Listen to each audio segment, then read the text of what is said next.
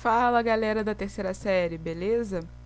Espero que vocês estejam bem, vocês e suas famílias, nesse momento tão delicado que a gente tem passado, né, na quarentena. Então, hoje a gente vai dar continuidade ao conteúdo de cinética química com o capítulo 18 de Química 2, que é Cinética Química 2. Para quem não me conhece, eu sou a professora Sara e eu sou professora do Colégio Força Máxima nas unidades de Laranjeiras e São Gonçalo. Então, gente, na aula passada, quando a gente começou a falar sobre cinética química, a gente trabalhou bastante fatores que afetam a velocidade da reação, tipos de reação, reações lentas, reações rápidas. A gente mostrou para vocês como que é um gráfico, né, onde a gente tem caminho da reação e a energia, né, para mostrar para vocês a questão da energia de ativação, da ação dos catalisadores e da questão de você ter um gráfico para reação isotérmica, reação endotérmica, e como que isso afeta na questão da energia de ativação, como a energia de ativação afeta a velocidade da reação, enfim. A gente tratou várias questões mais teóricas acerca da cinética química. Na aula de hoje, a gente já vai estar mais preocupado em tentar equacionar a cinética química. Então, a gente vai tratar mais de questões de cálculo, tá? Na aula passada foi mais teórico e a aula de hoje a gente vai se preocupar mais com os cálculos cinéticos, certo? Então, a primeira lei importante, né, para essa parte de cinética química é a lei cinética da velocidade.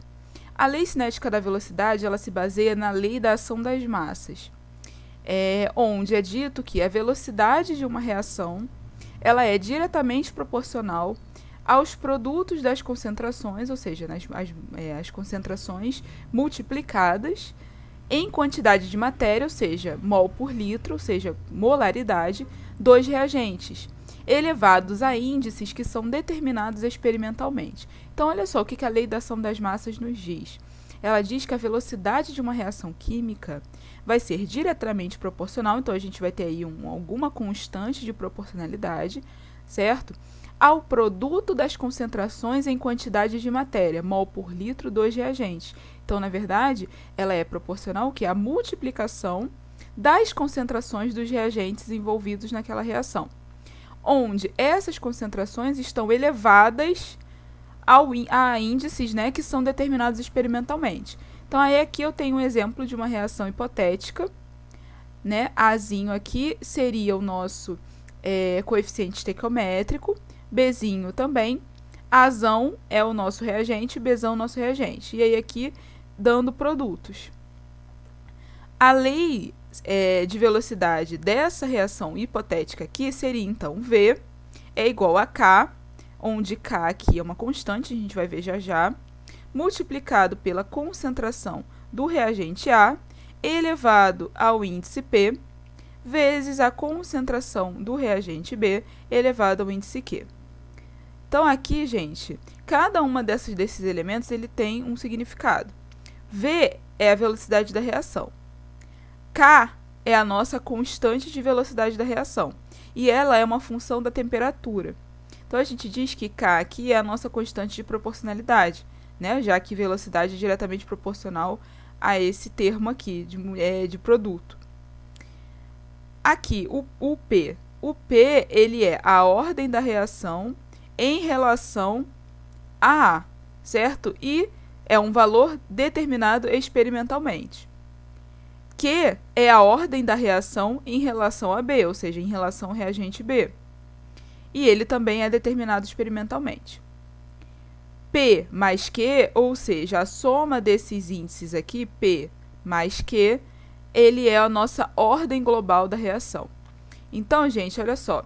Com relação à ordem da reação, quando a gente tem uma lei de velocidade, a gente pode determinar a ordem da reação a partir daquela lei da velocidade. Como? A partir dos índices, certo?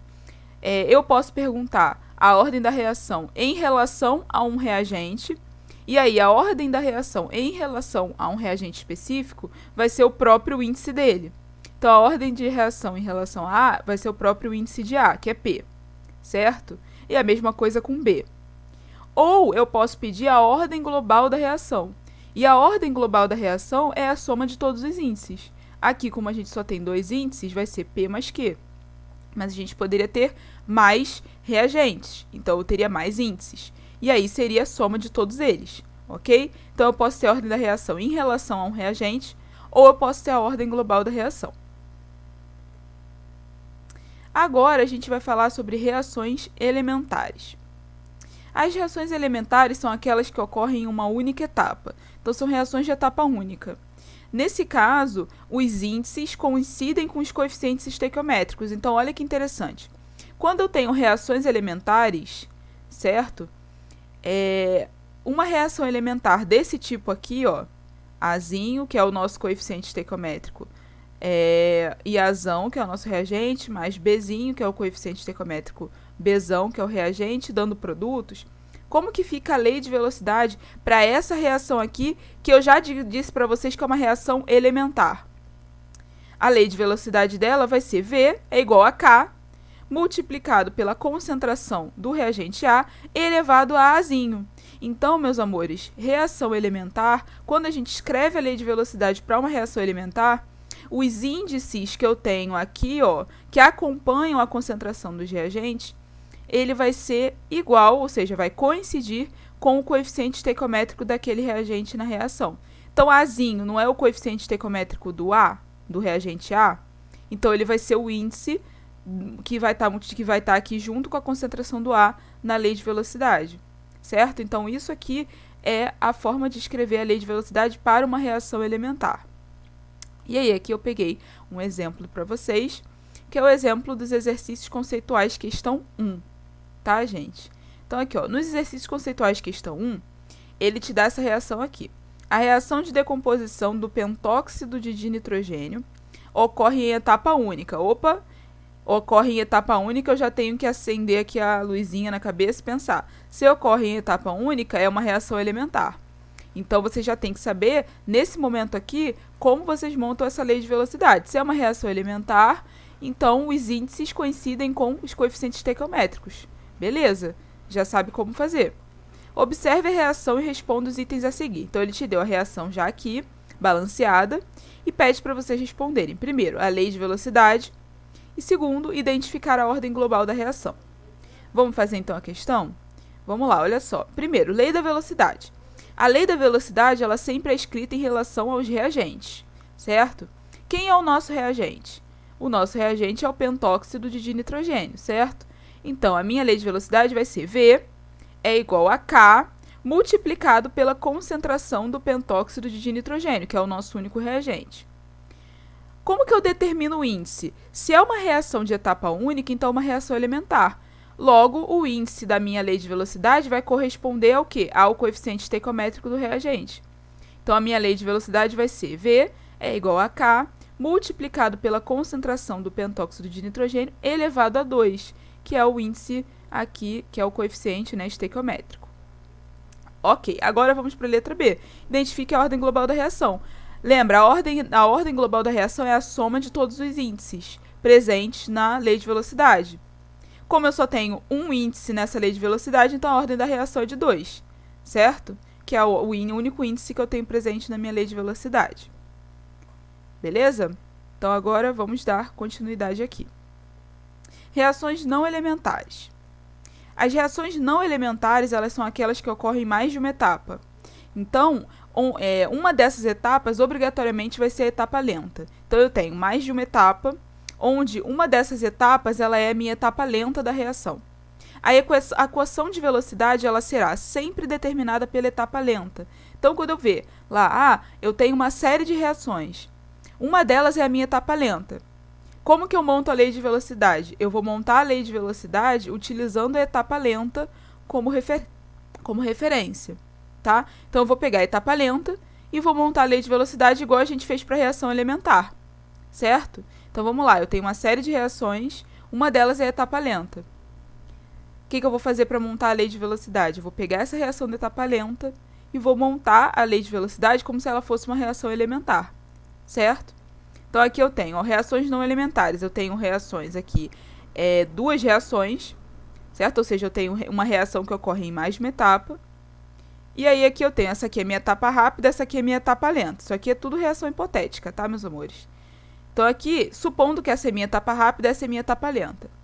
Quem que eu vou usar como referência para poder montar minha lei de velocidade? Eu vou usar essa reação aqui. Eu vou usar a reação da etapa lenta.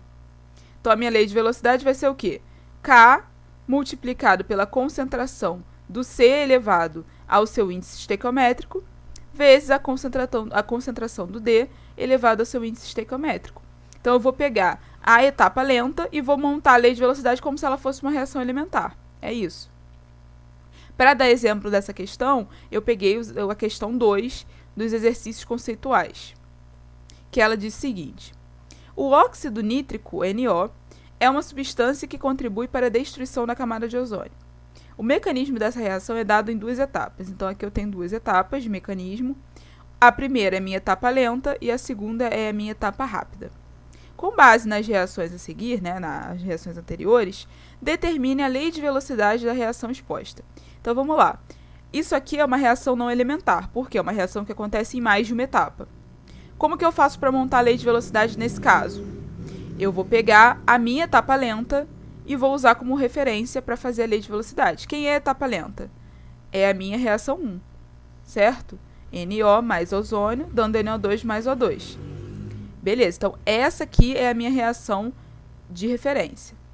A lei de velocidade, então, vai ser determinada pela etapa lenta. Logo, vai ser V é igual a K vezes a concentração do NO. E aí aqui não está elevado a nenhum índice. Por quê? Porque o coeficiente estequiométrico do NO na reação é 1. Então, aqui o 1 a gente não escreve, certo? A gente já subentende que aqui o meu índice é 1. Eu não preciso escrever 1 aqui. Multiplicado pela concentração do ozônio, que é também, no caso aqui, meu índice estequiométrico também é 1, né? Então, aqui o meu coeficiente estequiométrico também é 1, então aqui eu não vou escrever índice nenhum. O índice já subentende-se que seja 1, ok? E aí, aqui nesse caso, só não pediu para vocês escreverem isso, mas eu quis colocar para vocês treinarem. A ordem dessa reação seria determinada de que forma? Qual o índice que eu tenho aqui no NO? 1, né? Que eu já falei para vocês. Se não aparece o índice é porque é 1. E no ozônio, 1 também. Então, a ordem global da reação seria 1 mais 1 igual a 2. Então, a ordem global da reação é 2, certo? Então, é assim que a gente vai resolver esse tipo de questão. Reações elementares, é uma reação que ocorre em uma única etapa, e os índices da lei de velocidade, eles coincidem com os coeficientes estequiométricos dos reagentes. Reação não elementar é uma reação que acontece em mais de uma etapa, onde eu vou usar como referência para escrever a lei de velocidade a etapa lenta daquelas várias etapas. A lei de velocidade, então, ela vai ser feita considerando a etapa lenta como se fosse uma reação elementar. E aí vocês vão montar a lei de velocidade em cima disso, ok? Não tem dificuldade aqui, né? Bem tranquilo. Agora, a gente vai ver um terceiro caso, né, de cálculo de lei de velocidade, que é quando a gente não consegue determinar os índices da lei de velocidade com os coeficientes estequiométricos da reação. Todas as que a gente viu até agora, né, tanto as elementares quanto as não elementares, os índices, eles sempre coincidiam, né, com os coeficientes estequiométricos da reação. Mas isso nem sempre acontece. Podem existir, né, vão existir reações que os índices da lei de velocidade não vão corresponder ao coeficiente estequiométrico presente na reação. E aí, a única forma da gente determinar esses índices é fazendo uma determinação experimental da ordem da reação. Então, nem sempre é possível obter os expoentes da lei de velocidade de uma reação observando apenas os seus coeficientes estequiométricos, que é o que a gente viu até aqui. Para uma determinação experimental da ordem de reação, ou seja, dos expoentes que entram na lei de velocidade, eu preciso observar como a variação de concentração de um determinado reagente altera a velocidade da reação, mantendo as concentrações dos demais reagentes constantes. Então, vamos lá, vamos pensar o seguinte. Quando eu estou avaliando experimentalmente, né, a velocidade de uma reação, o que normalmente é feito? Você tem a variação de uma concentração de um dos reagentes, E aí você observa como que a velocidade variou, né, quando eu mudei a concentração daquele reagente.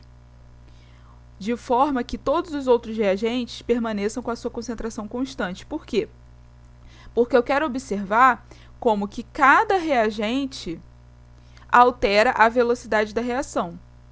Se eu variar mais de um reagente ao mesmo tempo, eu não vou saber qual dos dois que influenciou, qual dos três ou qual dos dois, qual deles que influenciou na mudança de velocidade. Então, como é que é feito isso? Eu vario a concentração de um dos reagentes, mantenho a de todos os outros constante e observo como a velocidade mudou. Depois, aquele que eu variei, eu vou manter constante, aí eu vou variar a concentração de outro reagente e vou manter a dos outros constantes. E aí vou observar como a velocidade mudou. E vou fazendo isso com todos os reagentes. Então, e dessa forma eu consigo observar como cada reagente interfere na velocidade de reação. E aí eu consigo, então, escrever os índices da lei de velocidade de forma experimental. Ok? Vamos ver isso na prática, que fica mais claro para vocês. Então, vamos lá. Para poder a gente estudar essa parte de determinação experimental da lei de velocidade, né, ou seja, dos índices da lei de velocidade, eu vou utilizar a questão 10 dos exercícios contextualizados. A questão 10, ela diz o seguinte, ó, os dados empíricos para a velocidade de reação V, indicados no quadro a seguir, foram obtidos a partir dos resultados em diferentes concentrações de reagentes iniciais para a combustão do gás A, em temperatura constante. Então, aqui, ele fez uma reação, que é uma reação de combustão do gás A.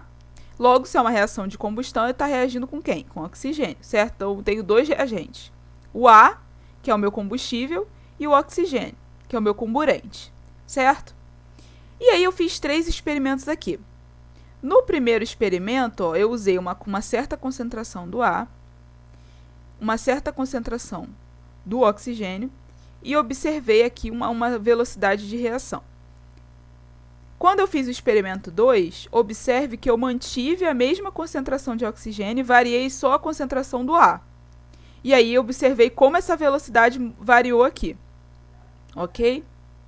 No experimento 3, eu já variei aqui, ó, a concentração do oxigênio, mas eu mantive a concentração do A constante em relação ao experimento 1. Ó. Era a concentração do A no experimento 1 era 1. E no experimento 3 eu mantive 1 também. E mudei só a concentração do oxigênio. E aí eu observei aqui uma mudança na velocidade. Então, observe que aqui, ó, o que a gente fez aqui? Eu peguei sempre, né, de 2 em 2, né, experimentos onde eu variei a concentração de um e mantive a concentração do outro constante. E aí depois eu só troquei. O que eu tinha mantido constante eu variei e o outro eu mantive constante, para poder ver como a velocidade varia em relação a cada um dos reagentes, tá? Aí ele diz o seguinte, a equação de velocidade para essa reação pode ser escrita como V é igual a K vezes a concentração de A elevado a um índice X, que eu não sei porque ele é determinado experimentalmente, né? Vezes a concentração do oxigênio elevado a um índice Y, em que X e Y são, respectivamente, as ordens de reação em relação aos componentes A e oxigênio. Assim, de acordo com os dados empíricos, né, experimentais, obtidos, os valores de X e Y são, respectivamente. Então, agora sim a gente vai entrar nos cálculos. Como que, tendo essa tabela aqui, conforme você falou, onde um mantém a concentração, o outro varia, e aí a velocidade muda, como que com essas informações eu consigo chegar nos valores dos índices para poder montar a lei de velocidade? É isso que a gente vai fazer agora. Então, é só vocês me acompanharem aqui no passo a passo, que não tem erro, vocês vão ver que é muito tranquilo da gente fazer esse tipo de questão, tá? Então, vamos lá. Primeira coisa, eu tenho 2 índices. Então, eu tenho o X e o Y.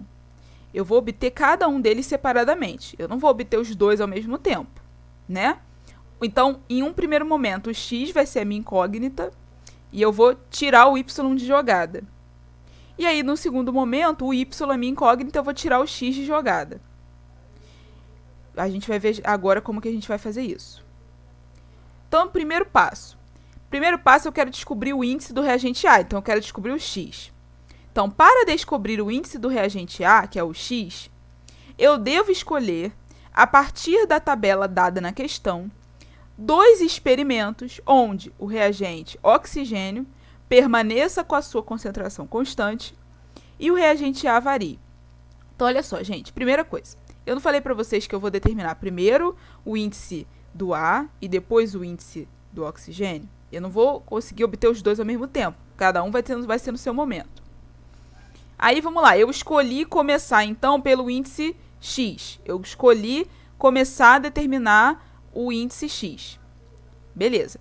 Para eu determinar o índice X é o índice de quem? É o índice do reagente A.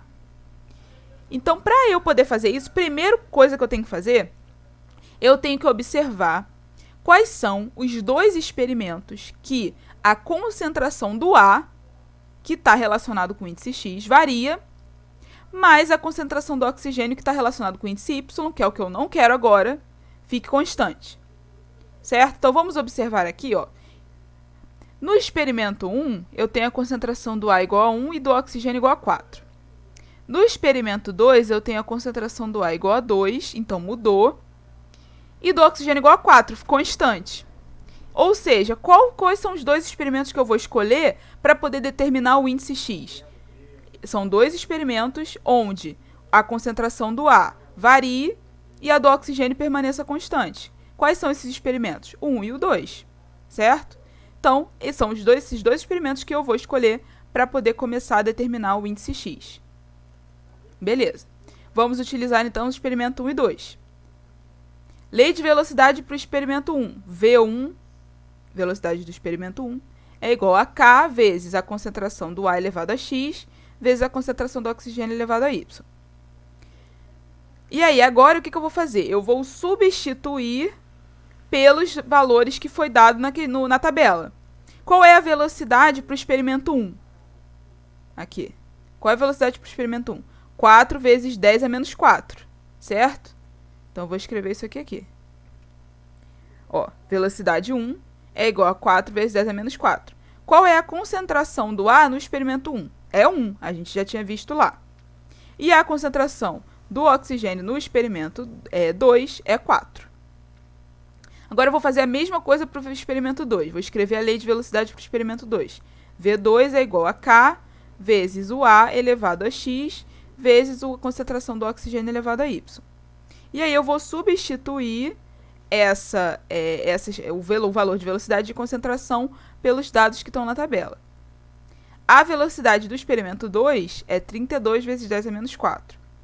E as concentrações do A, a concentração do A no experimento 2 é 2 e do oxigênio no experimento 2 é 4. Beleza, então eu tenho isso aqui e tenho isso aqui. O que eu faço agora com isso aqui? Agora, eu vou fazer uma razão entre as 2 leis de velocidade, ou seja, eu vou fazer V2 sobre V1 para conseguir descobrir o X. Então, o que eu vou fazer? Eu montei a minha lei de velocidade para o experimento 1 e para o experimento 2. Por que eu escolhi o experimento 1 e o experimento 2? Porque eu quero determinar o índice X, que é o índice do reagente A, e esses 2 experimentos são os experimentos que o A varia e o oxigênio fica constante. Por isso que eu escolhi o experimento 1 e 2.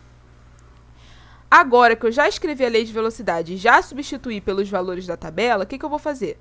Eu vou fazer uma razão entre essas velocidades para eu conseguir descobrir o X, certo? Porque aí, fazendo a razão, eu vou cortar o que eu não quero e vou manter só o que eu quero achar. Então, vamos lá. Fazendo a razão, como é que fica? V2 sobre V1 vai ficar 32 vezes 10 a menos 4 sobre 4 vezes 10 a menos 4. Isso é igual a K vezes a concentração aqui, 2 elevado a X, vezes 4 elevado a Y, sobre K vezes 1 elevado a X, vezes 4 elevado a Y. Então, agora eu vou começar a cortar as coisas aqui que não me interessam. Primeiro aqui que eu vou cortar o 10 elevado a menos 4. Por quê? Eu tenho 10 elevado a menos 4 em cima e embaixo, então eu vou cortar. Pum, foi embora. O que mais que eu vou cortar agora? Eu vou cortar o K, porque eu tenho K igual em cima e embaixo, então eu vou cortar o K. E depois aqui eu vou cortar o 4 elevado a Y, que eu também não me interessa. 4 elevado a Y eu tenho em cima e tenho embaixo. Por isso que a gente escolheu experimentos que a concentração do oxigênio ficou constante, para poder, quando chegar aqui, eu conseguir cortar. Cortei. O que sobrou, então, da minha reação, da minha né, expressão? Sobrou aqui 32 sobre 4 e o 2 elevado a x sobre 1 elevado a x. O que eu vou fazer agora? Vou fazer essa conta aqui, 32 dividido por 4, e vou fazer aqui, ó, 2 dividido por 1 é 2. Então, fica 2 elevado a x desse lado, certo? Então, aqui, 32 dividido por 4 é 8, e isso aqui é igual a 2 elevado a x, certo? Então, aí agora é uma equação aqui, uma equação onde eu tenho o índice x aqui, né? Vocês já devem ter aprendido essa equação em matemática. E aí, aqui eu tenho que pensar, qual o valor de x, né, que quando eu fizer essa conta aqui, eu vou ter 8 como resultado. Quando x é igual a 3, 2 elevado a 3 é 8, certo? Porque fica 2 vezes 2, 4. 4 vezes 2, 8. Então, x é igual a 3. Logo, qual é o meu índice em relação ao A? Meu índice em relação ao A é 3. Já consegui encontrar. Então, gente, é assim que vocês vão proceder. Vocês vão achar 2 experimentos onde um fica constante e o outro varia, para eu conseguir determinar o índice daquele que está variando, fazendo essa razão, certo? A gente vai ver agora de novo esse mesmo processo para a gente conseguir encontrar o índice do reagente Y.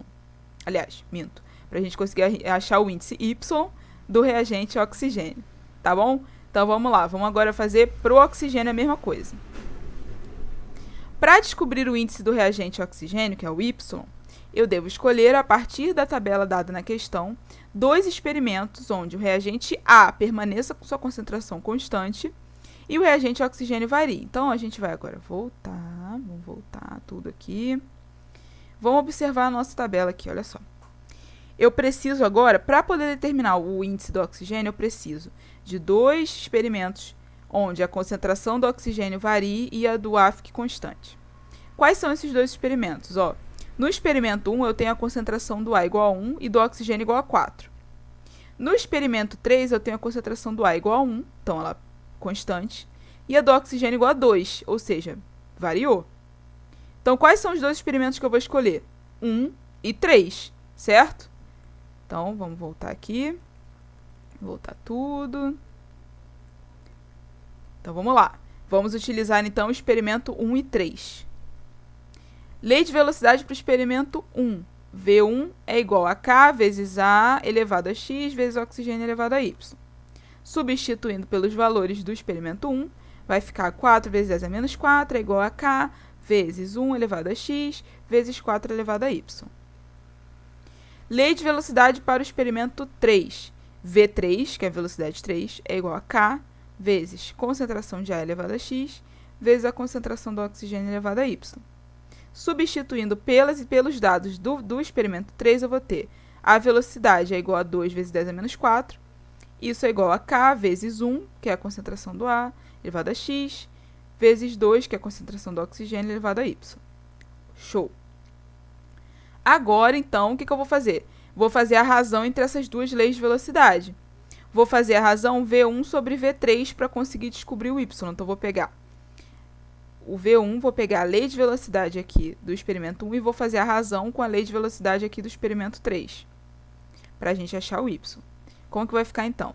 4 vezes 10 a menos 4 sobre 2 vezes 10 a menos 4 é igual a K vezes 1 elevado a X vezes 4 elevado a Y sobre K vezes 1 elevado a X vezes 2 elevado a Y. Vou começar a cortar, então, as coisas aqui. Ó. 10 a menos 4 vai cortar, que eu tenho igual em cima e embaixo. O K vai cortar, que eu tenho igual em cima e embaixo. E 1 elevado a X também vai cortar, porque eu tenho igual em cima e embaixo. O que vai sobrar, então? 4 sobre 2 é igual a 4 elevado a Y sobre 2 elevado a Y. Então, aqui vai ficar 4 sobre 2 é quanto? 2. E aí, aqui o 4 sobre 2 também vai ser 2. Então, vai ficar 2y. Então, 2 é igual a 2y. Qual é o único valor de y aqui para essa igualdade ser verdadeira? Y tem que ser igual a 1, certo? Por quê? 2 elevado a 1 é igual a 2. Então, eu consigo ter essa igualdade aqui verdadeira. Então, beleza, já descobri. Eu descobri que o x é igual a 3 e que o y é igual a 1. Então, como que é a minha lei de velocidade para essa reação? V é igual a K V igual a K vezes a concentração de A elevado a 3 vezes a concentração do oxigênio elevado a 1.